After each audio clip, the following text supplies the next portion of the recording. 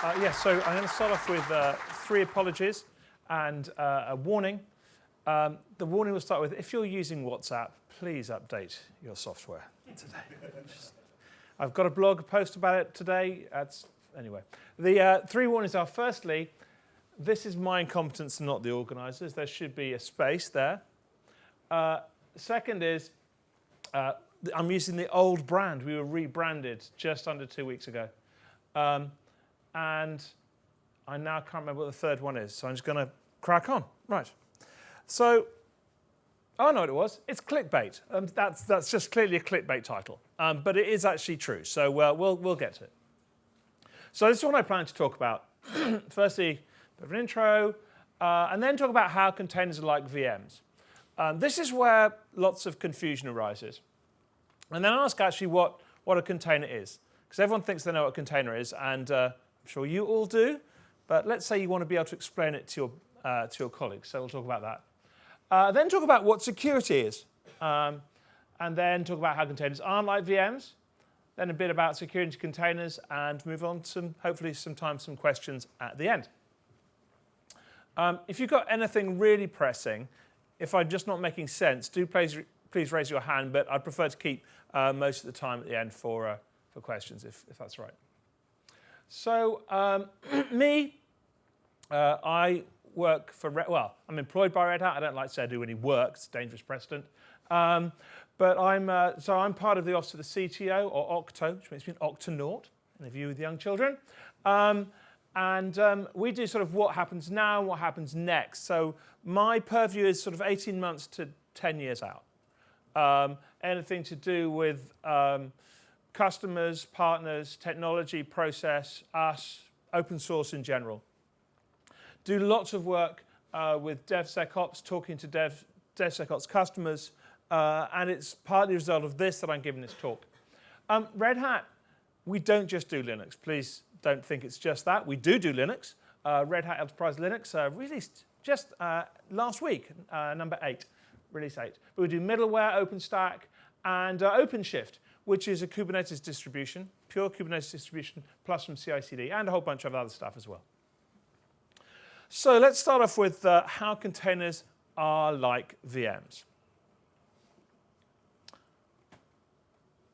All the same. Lots of crosses in the same boxes, right? They're self-contained. They come with pre-packaged images. That's how you instantiate them. And they're workloads that you schedule on hosts, or schedule if you're American. That word winds me up because I come from an operating system background. So scheduling to me means kernel scheduling and ticks, but that's not what we mean. Basically, it means we decide where to run our workloads. And again, the security is really down to the host. If you can't trust the host, you've got a problem. The same.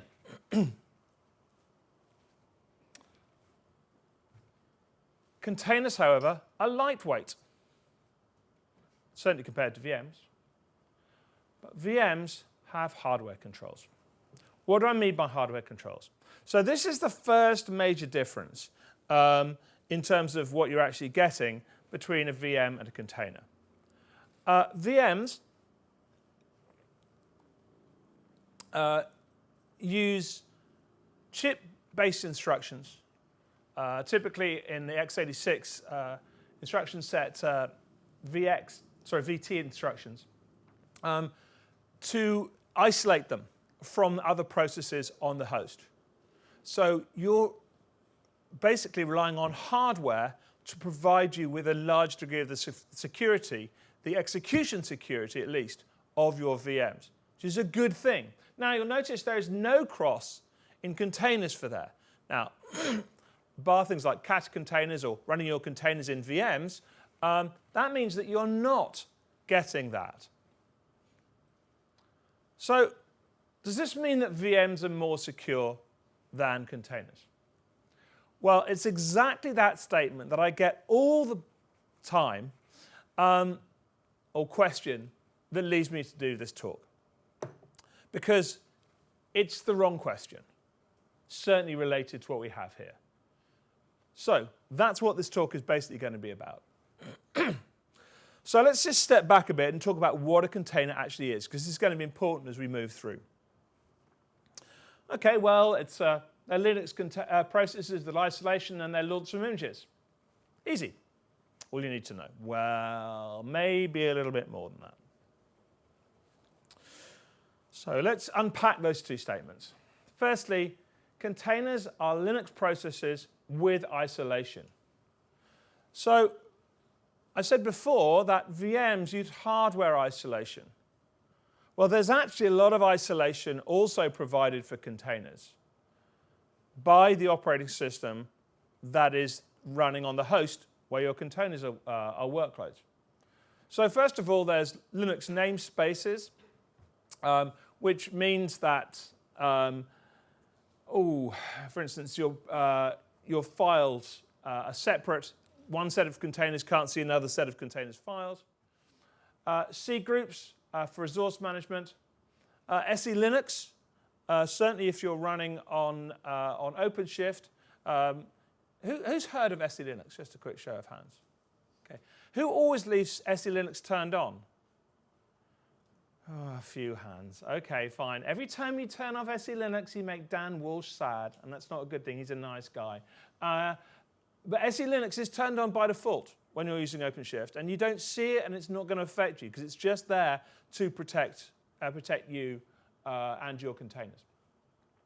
There's a whole bunch of other Linux capabilities and setcomp as well, which works alongside SE Linux. So actually, you're getting a lot of process isolation already from your OS.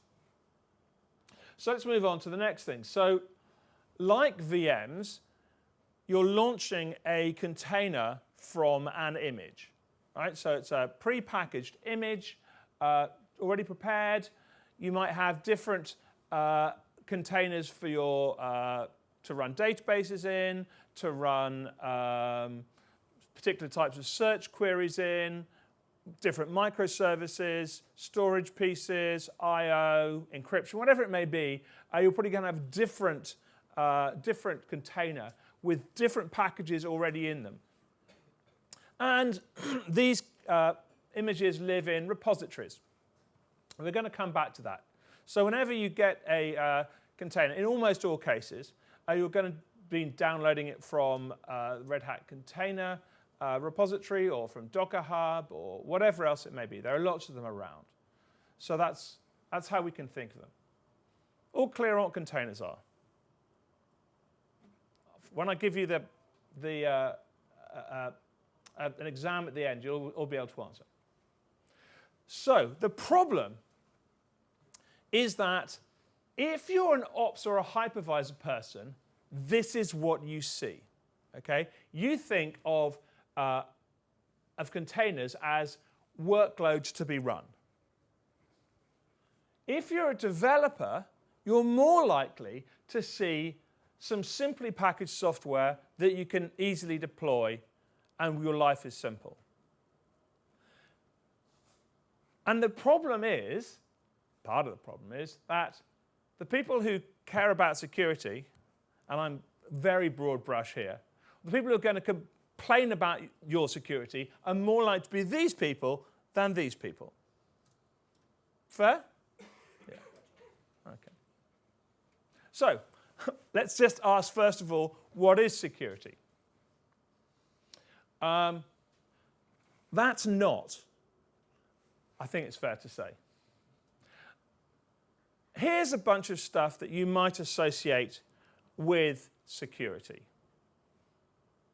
I rigged this completely, literally. I just wrote in a number of things, and the things I want to see more often, I wrote in several times. This is in no sense a scientific study. This is completely rigged. But does it kind of make sense? Are there sort of things you'd expect to see about security in that list? Word card. Okay. So the problem when we're talking about containers is that when we talk about security, people generally mean this bit. And particularly, ops and hypervisor type people tend to mean this bit. It should come as zero surprise to you, given the title of the conference you're at, then I want to talk about this bit instead. And I've circled it in green to show it's good, as opposed to red, which is bad, unless you're talking about our brand, in which case red is good. But hey. We haven't been acquired by Big Blue yet, and they said we can. Anyway, I'm just moving swiftly on. OK, so let's move on to how containers aren't like VMs. So remember this picture? Please nod, otherwise I'm going to have to go all the way back. OK, you nod, right, fine. So let's just keep this bit in, because that's one of the key security bits. OK. Containers are lightweight. What's this got to do with security? The less you have in a thing you're executing, in a workload, the easier it is to make sure that only the stuff's there is the stuff that should be there. The easier it is to update it. The easier it is to audit it. The easier it is to know what those bits are doing. So, lightweight is good for security, right? Short-lived.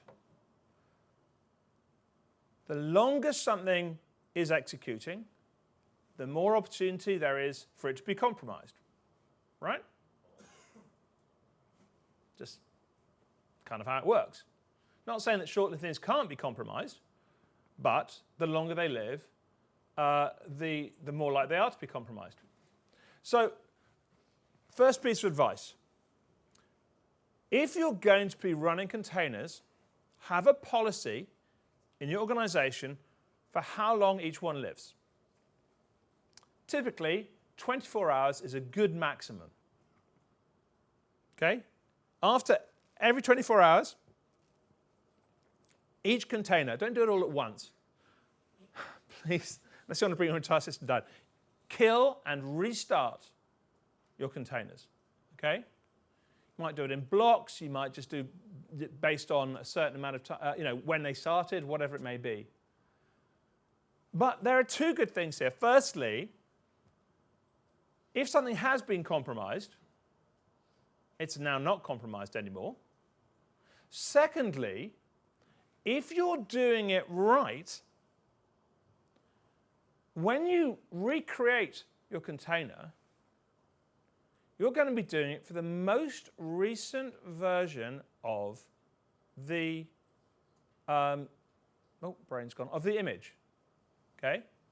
Which means that, depending on how much you trust your repository, there's a good chance that if there's been any vulnerabilities known about and fixed over the last 24 hours, the fix may have got into that container image, which means that now you've actually got a more secure container than you did before, because you've actually got a fix to something. So, I'm not a sales guy, but brief plug. Red Hat, the container repository that we provide, has a health check.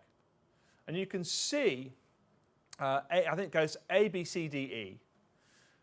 Things which are A have either no vulnerabilities known against them that we're aware of and plan to fix, so no CVEs, or they have been patched within a certain amount of time. And I can't remember the details you can find on the website. B, something is known, it hasn't yet been fixed within, I think, a day. C, D, E. So you can find out exactly how recently things have been patched. Okay, so the question is, this is on our base image that we provide. Obviously, if you're doing other stuff to that image, that's down to you. You should always be checking most recent versions, generally, anyway. But yeah, so that's based on what we provide. So what I'm saying is, if it's short-lived, A, less time for it to be compromised. B, when you update it, you've hopefully got a more secure version anyway. Well suited to DevOps and CI/CD. Now, making a huge assumption here, and that is that when you do DevOps and CI/CD, you please automate some security into it. Okay, do a bit of DevSecOps, please. The point is that if you're doing that and you're using containers, then again you've got a decent chance of applying the right things, doing the right checks, all those sorts of things. Now, not that you can't use VMs for CI/CD and DevOps and being agile, but it's just much more difficult. They are much more monolithic things. They are more suited to sort of old styles of development. And frankly, if you're going to be moving to a sort of agile, sort of 1 week sprint or even 2 or 3 week sprint approach, you're likely to be wanting to use containers. And the nice thing about DevOps and DevSecOps, and I spend a lot of time talking about this, is that yes, you can automate things in. So I've already talked about how every time you reinstantiate a container from an image, you're hopefully taking the newest version. But also things like, as you move from dev to test, let's say you've got a little button that your developer presses on her screen and it says move dev to test. You can put checks in there. Let's say you check that she hasn't put SSHD with allow root login. Right? You can check that if you have a whitelist of libraries, middleware libraries, that your developer is allowed to use, that she's only used those ones. Again, can you do this in VMs? Yes, but it's a harder, bigger job and it's more difficult to move quickly. So another tick or cross for containers against security here. So the question is, would I set a maximum time from when an image was built? I think that depends vastly on what the image is for and who built it and what's in it. Difficult to say is the answer to that. I think you should be looking at it on a regular basis, but I wouldn't say 24 hours or a month or whatever. We've seen things which are built frequently but still have rubbish in them, and things which were built a long time ago which still don't have any vulnerabilities in. So I don't think there's any hard and fast rule, but you should certainly think about it. Okay, so suitable for decomposition. Everyone's running everything in microservices, right? Yeah, no, you're not. Would you all like to be running stuff mainly in microservices? Yeah, probably. But again, this is one of those areas where VMs, not so much. You're unlikely to be running, composing microservices each in VMs. But microservices allow you to take a granular approach to where you put your security, allow you to make changes much more easily when you discover problems, segregate out key sensitive data, sensitive processes into different pieces which you can protect better, which you can rev faster, which you can patch quicker. So a microservices approach, I truly believe, helps. I'm not going to say it's more secure. It allows you to take a more secure approach. How about that? Again, it's all about lifecycle. And last, and I've already touched on this whole thing about trusted repositories, right? Are there trusted repositories for VMs? I guess it's not something that I've really come across, but certainly you can find these. And what's more, you can create your own trusted repositories for containers fairly simply, right? So you might have an in-house whitelist of images which are in your repository. So you say only these images may be used, i.e. from this repository. And so here's a key thing about doing that, in that one of the things that you sometimes hear about DevSecOps, this is all part of DevSecOps still, is that you don't have enough experts to be on every team and every rev.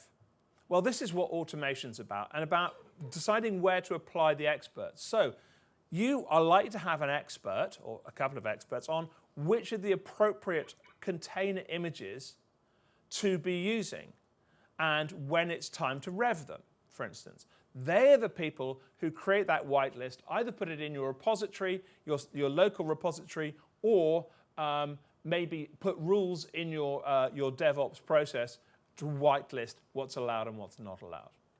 Okay. So these are all pluses here, right? Against your this thing here, which is your VM. So let's talk about security in containers. I've written blogs saying, I'm not saying technology is unimportant, but how important culture is. And I don't want to pretend it's not. But I think that it's worth bringing out all of these. This is the one that most of us will think about, right? Most of us in this room, I suspect, are techies. You generally look like techies in a nice way, right? And you're not wearing suits. And I'm very comfortable with that. I put this on mainly to impress Americans, so it generally works. So you need to understand your operating system and controls, because if you're not running on a trusted system in the first place, or let's say a system of which you have good trust metrics and understanding, then it's all out the window, right? Because one of the things you always have to remember is the cloud is just somebody else's computer. You need to be sure that what you're executing is something you trust on. It may be that you don't execute all of your sensitive workloads in the cloud. You bring some of them in-house. If that's an interest to people, I'm happy to talk about that. We kind of announced a little project last week. The container runtime you use is important. Do you use Docker? Do you use Cryo? Do you use something else? The container manager that does the workload scheduling. OpenShift is a flavor of Kubernetes. Wanted to list it so that people don't think it's something different. And of course, the things that you should be doing with software generally, and which is all part of the life cycle of any application. Monitoring, monitoring, scanning, auditing. And I have a little thing to admit to here. I used to be an auditor. I'm sorry, I've got over it. But auditing should be a positive thing. It really should be. Auditors should be your friend, not your enemy. Okay, so let's talk about processes a bit. So it's automate, automate, automate. And containers are great for automation. For all the reasons we've talked about before, right? They're easy to bring up, bring down, they're short-lived, you can rev them quickly, they fit nicely into your DevSecOps CI/CD pipeline. So here are some of the things you might want to be considering when you're looking at this. And I've talked about some of these already. So how often you are redeploying your containers. And I said before, 24 hours feels about right for most things. You might go a bit shorter than that. Not sure why you'd go longer than that, really, in most cases. Particularly if you're running immutable containers, which you should be on the whole. It's a good pattern. It's not always perfect, but on the whole, I would be going with that. The repository choice. Don't just take anything you find on, well, Docker Hub or whatever it may be. A, because it may not be right for what you're doing. B, because you may not be able to be sure where it's come from, how often it's maintained, who does the maintenance, et cetera, et cetera. Image refresh cadence, that kind of goes to your question. Yeah, I do DevSecOps, don't do DevOps. If you're not doing sec in the middle of it, you can't bolt it on. There is no last minute, let's do security, the way that people run waterfall projects, right? You just can't do that. Actually, a brief story. A few years ago, I went to an RSA conference and a guy who was giving the presentation had this slide. And he'd gone through information, publicly available information about projects run for the US government or a variety of places. And he looked and said, okay, you've got your planning, design, development, testing, staging, deployment.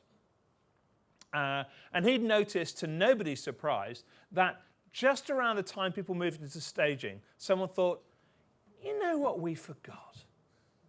You know what would have been good? You should have done a bit of security. And the product manager will go to the security architect and say, well, we've had all of these blocks, and could you do security as well? I expect it'll only be about this big. And the security architect says, well, it's going to be the same size as all the others. And it ends up actually being like this, because it wasn't done at the beginning. And this came as literally zero surprise to anyone in the room. What was really nice is this guy had looked at some figures, and he worked out that it was cheaper to have a security person involved at every single stage of the process, doing nothing for 90% of their time, than it was to slip by leaving it to the end. Now, I'm not suggesting that you should let your security folks do nothing for 90% of their time, but it's kind of important to remember this. And there is no last-minute time you can do it when you're doing DevOps, because you're cycling all the time, right? You may be reducing several times, you may be releasing several times a day, certainly you'd hope several times a month. So there's no last time. So that's why you have to automate it in, why you have to do DevSecOps, rant over. Integrate with CI/CD. Talked about, you've got these points where you can check between dev and staging, dev and test and staging. You may be doing canary deployments, red, green, blue deployments. But also, as you go through the process, don't forget to look at the monitoring data and the auditing data and bring it back into the design phase. Don't just do it once, otherwise you've completely missed it. I've also talked about how you deploy experts, right? Experts need to be able to apply their expertise at the right point in the cycle and to their type of expertise. And this may sound like you're using them less, but actually, hopefully, A, you're doing more projects, and B, this lets them actually apply their expertise in a useful way rather than just having to say no all the bleeding time. Because the security people are the no people. That's why everybody hates us. And we know this. We cry ourselves to sleep. We pretend we don't care. But we would actually like to be friends with some of you people. Not going to happen. But so my last thing is this. Again, I talk about this quite a lot.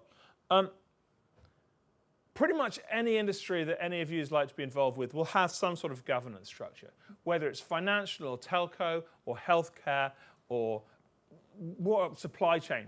There'll be some sort of governance structure, whether it's externally created by regulators or the government or just by your board. From your governance structure, you come up with policy. So governance may say all customer data has got to be encrypted. Right? A policy may be, all credit card data must be encrypted under an AES encryption scheme with a key length of at least 256 bits. And a process is how you do that and how you make sure that that is done. May not be easy to automate completely. You then need to audit it to make sure it is being done. And once it has been done, you can then push it back to the governance folks. Maybe that you need exceptions to some of this stuff. So then you need to address those. And last of all, culture is important. So security baked in. I've said this so many times already today, but it's really, really important. When you're doing decomposition of your application or your system into your microservices or however you're doing it, target those teams to make sure they understand what they're doing and they have the requisite understanding of the security which is relevant for the piece they're doing. may be different, for instance, for a UI just to display some mapping data to your logging function, for instance. Be ready to fail. Again and again and again. And then be ready to succeed, which will hopefully happen after a while. And this sounds like a silly thing, and it is a silly thing, but we tend to set ourselves up for one or the other. If you choose enthusiasts for your first project, A, when it does fail, they're going to be more likely to try again. And B, when it does succeed, they're more likely to be enthusiastic about it to all the other people you need to let know about it, okay? So don't choose the moping people who you don't have anything else to do with, who quite happy, frankly, writing COBOL 25 hours a day.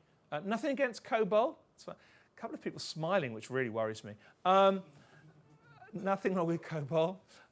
Or people who want to write code 25 hours a day. But choose people who are enthusiastic about the project, about DevOps or DevSecOps, et cetera, et cetera, et cetera. And also, please choose a cross-functional team. A, for the obvious reason that if you haven't got a cross-functional team, you've just got dev and test and ops, then you're not actually going to find out what the customer needs or the stakeholder needs. If it's got an HR component, get HR in. If it has legal, get legal in. If it has a UX component, get UX folks in. Whatever it may be, get people in, and always get security people in, obviously. I have to say that, otherwise I'm out of a job. But this is important as well, because when it fails, if you don't have a cross-functional team, the legal folks or the HR folks will say, the reason it failed is because we weren't part of it. But if they're part of it, when it does succeed, they won't say it succeeded despite the fact we were part of it. No, they'll say it succeeded because we were part of it, right? And it's going to be a lot easier to make them enthusiasts for the rest of their department or their function if they're part of the team right from the beginning. And you're going to have something which is actually much more likely to be useful to the people it's going to be rolled out to if they're in from the beginning. Last but not least, get executive support. This is easy to forget because a lot of this stuff, containers and DevSecOps and fun, shiny, techie stuff, bubbles up from the bottom, very typically, right? And skunkworks are great, but at some point you really do need to have executive support. Again, partly because when it fails, they can say, it's all right, we knew, you have our support, you can carry on. But also because they love taking credit, executives, don't they? That's what they're mainly there for. So if they can say, oh yes, look at the project I was involved with, I helped it work along, it's brilliant, isn't it fantastic, it succeeded, they can take some credit. And that's good for everybody. Because they'll probably remember that you were involved with it as well if you're lucky. So all these areas are really important. And just to roll back briefly to how container security isn't about security of containers. Security of containers typically is isolation security. This thing about, is it hardware protected? Because if it isn't, it's not good enough. If that's the way the question or the statement is being made, you're missing the point. Because security of containers, or container security, is actually about the life cycle, as it is for any application, right? And we know that there are ways in which container lifecycle is much more easily, I'm not going to say the word secured, but security can more easily be rolled into the container lifecycle than your old waterfall, which typically might be using VMs or bare metal. So next time someone says to you, containers aren't secure or aren't as secure as VMs, don't fall for it. Don't let it lie. Talk to them about lifecycle. There are times when it's appropriate to use VMs. There are times it's appropriate to use VMs and containers. But there are many, many occasions when actually what you want for your security, for the security of your system, is containers and a known and understood lifecycle. And there we go. I write quite a lot in two places. Firstly, aliceevebob.com. The name of the blog is Alice, Eve, and Bob, which is hilarious if you're a crypto person. And it turns out not quite as funny if you're not a crypto person. So I think it's hilarious. Apologies if you don't. I write about a whole bunch of stuff. So today, as I mentioned, I read about the WhatsApp thing. And I also wrote on opensource.com. Visit opensource.com for loads of cool stuff about all things open source. Thanks for your time.